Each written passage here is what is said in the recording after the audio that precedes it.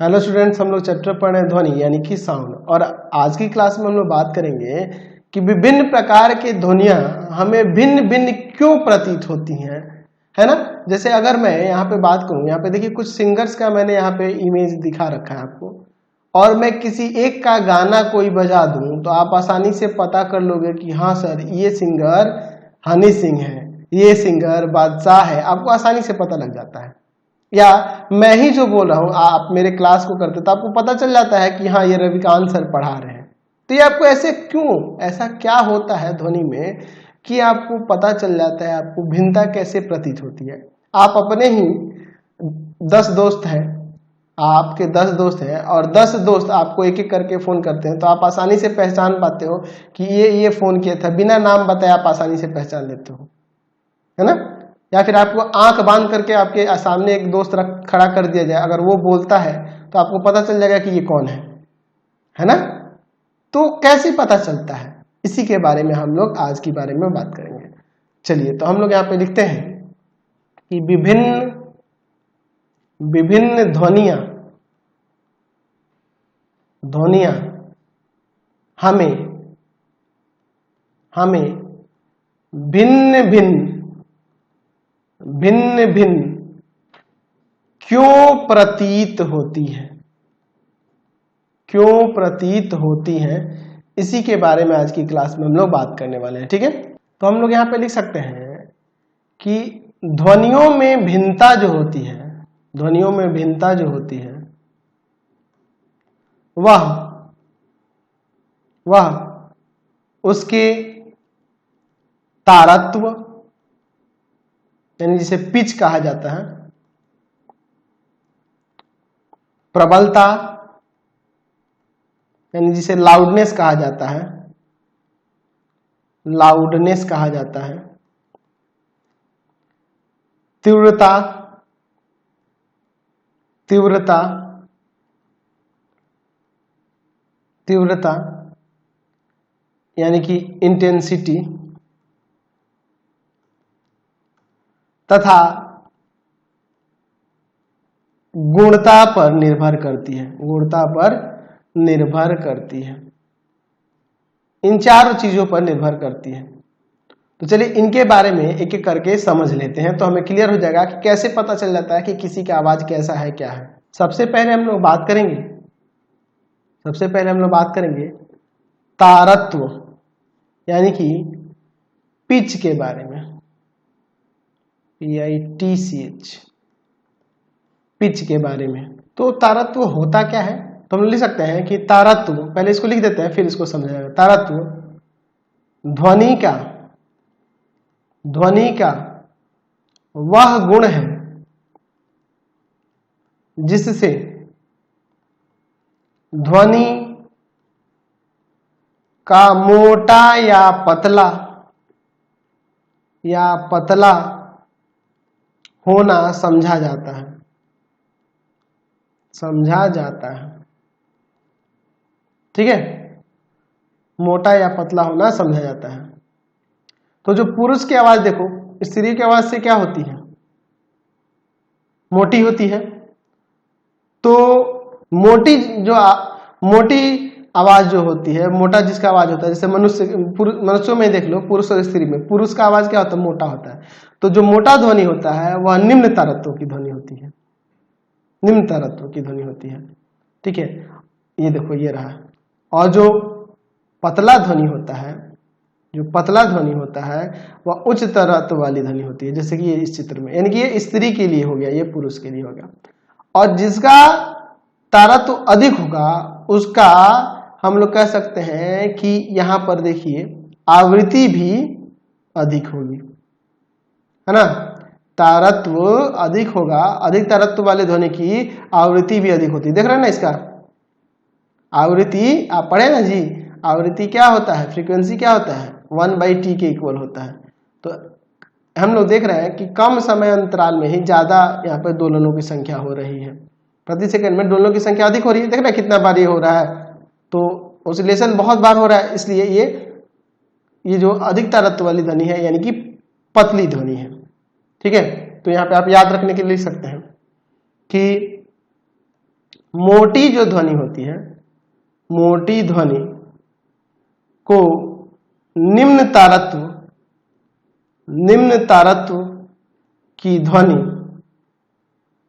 तथा पतली ध्वनि को उच्च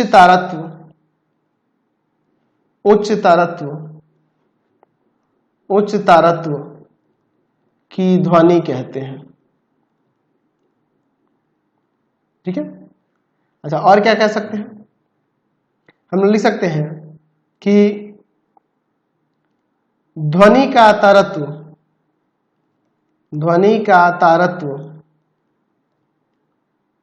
तारत्व उसकी आवृत्ति पर निर्भर करता है। लिख सकते हैं कि अधिक तारत्व वाली ध्वनि की आवृत्ति अधिक होती है, यानी पतली वाली की अधिक होती है, तथा कम तारत्व की ध्वनि की आवृत्ति कम होती है। ऐसे हम लोग यहाँ पर लिख सकते हैं। तो समझ में आ गया, यहाँ पे हमें तारत्व समझ गए ना। चलिए अब हम लोग बात करते हैं उसके प्रबलता की। प्रबलता यानी कि लाउडनेस। तो लाउडनेस आपको नाम से ही पता चल रहा है कि कम और धीमा सुनाई देना, है ना जी, वही उसका लाउडनेस कहलाएगा।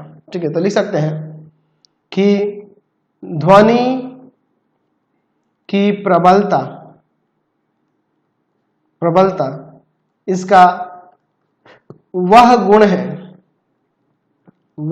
है जिसके कारण यह कान को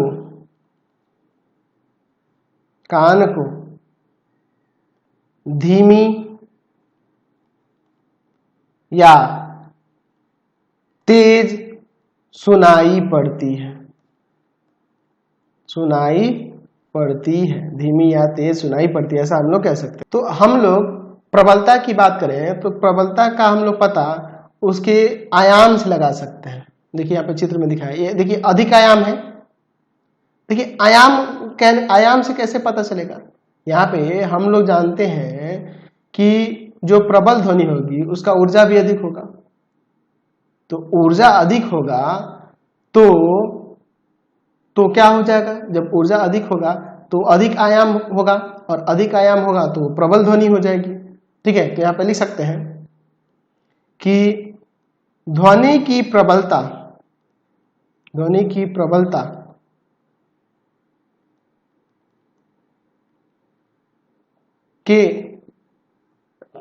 प्रबलता को आयाम से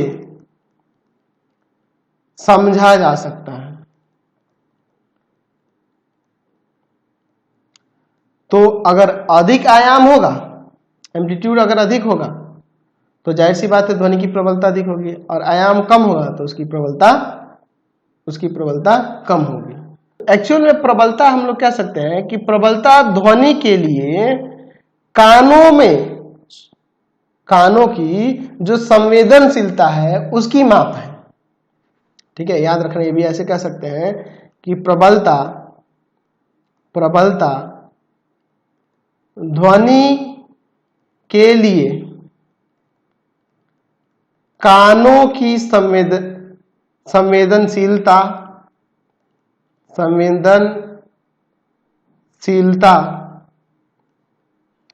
यानी कि सेंसिटिवनेस की माप होती है। ठीक है, यानी कि जो ध्वनि की प्रबलता का मतलब क्या है कि जिससे हम लोग ध्वनि तेज या कम सुनते हैं, ये चीज हमें देखना ना, कभी कोई लाउड ज्यादा तेज आवाज आ रहा है, लाउड आ रहा है, कोई धीमा आ रहा है, कोई लाउड आ रहा है, कोई धीमा। तो ये पता कहां से लगती है? उसके प्रबलता से। चलिए अब हम लोग बात करते हैं तीव्रता की।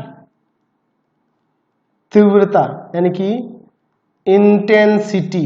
देखिए फर्क है प्रबलता और इंटेंसिटी, यानी कि तीव्रता में, दोनों में फर्क है। वो लाउडनेस का पता है, कितना कम अधिक तेज सुनाई देना, वो चीज है। और जो आपका कह सकते हैं तीव्रता क्या है कि प्रति एकांक क्षेत्रफल से 1 सेकंड में कितना ध्वनि ऊर्जा गुजर रही है। यानी कि ध्वनि ऊर्जा प्रति एकांक क्षेत्रफल से 1 सेकंड में कितना गुजर रही है, कितना पास कर रही है, वही उसकी तीव्रता कहलाती है। तो दोनों में फर्क है। यानी कि कितनी ऊर्जा गुजर रही है इसका पता लगता है कहां से? तीव्रता से। एक्चुअल में कितनी ऊर्जा गुजर रही है एकांक क्षेत्रफल में, यूनिट क्षेत्रफल में 1 सेकंड में कितनी ऊर्जा गुजर रही है, जाहिर सी बात है ऊर्जा ही ना गुजरती है जी। ध्वनि का गमन होने का मतलब कि उसके ऊर्जा का गमन होना, बताया ना संपीड़न विलयन के द्वारा।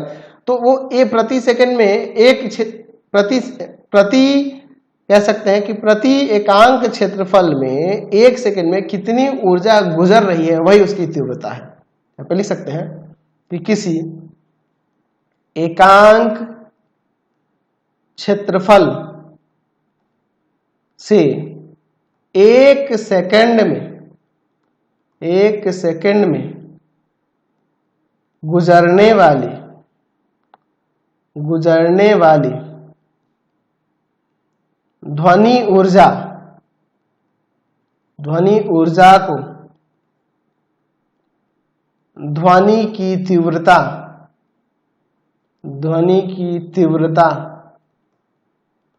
कहते हैं। ठीक है। अच्छा एक और छोटा सा टॉपिक बच गया, इसी में बता देते हैं गुणता यानी कि टिम्बर जिसे कहते हैं, टिम्बर। ठीक है। देखिए तीव्रता जो है ना सुश्रव्य ध्वनि की गुणता बताता है। ये एक्चुअल में ऐसा क्या गुण है इसमें हमें, जिससे पता चलता है कि किसी ध्वनि का तारत्व और उसकी तीव्रता है ना के बीच में हमें अंतर का बोध हो जाता है। जैसे आप देखते हो ना कि जब ढोलक बजेगा तो कैसा आवाज आता है, आपको पता चल जाता है कि ढोलक का। हारमोनिया का कैसा आवाज है ये भी पता चल जाता है ना जी, है कि नहीं? तो अलग अलग इंस्ट्रूमेंट आप बजाओगे तो आपको पता चल जाता है, हमें बोध हो जाता है कि ये किसका, या आवाज से ही पता चल जाता है ना कि ये इसका आवाज है, ये इसका आवाज है, ये सिंगर ये आवाज बोल रहा है, ये सिंगर इसका, ये गाना जो है ये सिंगर गाया है क्योंकि इसका आवाज ये लग रहा है ना जी। तो हमें क्या होता है कि एक अंतर का बोध हो जाता है वहां पे। कैसा अंतर? तो उनके ध्वनि के तारत्व और तीव्रता के बीच में हमें अंतर का बोध हो जाता है, और जिससे हमें पता चल जाता है कि कौन गाया है ये गाना, या कोई भी आवाज आप आसानी से पहचान सकते हैं। तो लिख सकते हैं कि सुस्वर ध्वनि की गुणता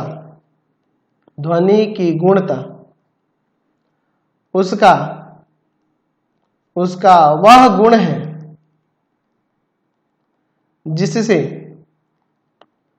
समान तारत्व एवं समान तीव्रता की विभिन्न ध्वनियों के बीच के अंतर का बोध होता है।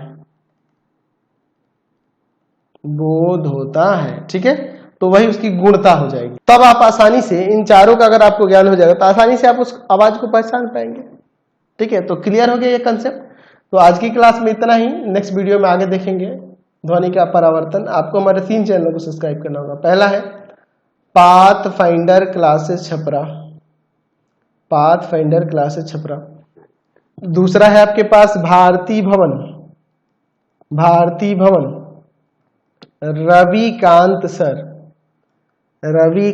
और तीसरा चैनल है Ravikant Ravikant sir, RD Sharma solution, RD Sharma solution, तीनों को सब्सक्राइब कर लेंगे। इससे रिलेटेड वीडियो के लिए सीधे डिस्क्रिप्शन में, इससे रिलेटेड नोट्स के लिए गूगल पे जाकर सर्च करेंगे www.ravikantsir.in और यहाँ जाकर आप सभी क्लासेस के नोट्स, उनके PDF को डाउनलोड कर सकते हैं, पढ़ सकते हैं। इंस्टाग्राम और फेसबुक पे जाके पाथफाइंडर क्लास छपरा को लाइक एंड फॉलो करना नहीं भूलेंगे। Thanks for watching the video. Comment करके जरूर बताएं कि हमारे चैनल के वीडियोज आप सभी को कैसे लगते हैं।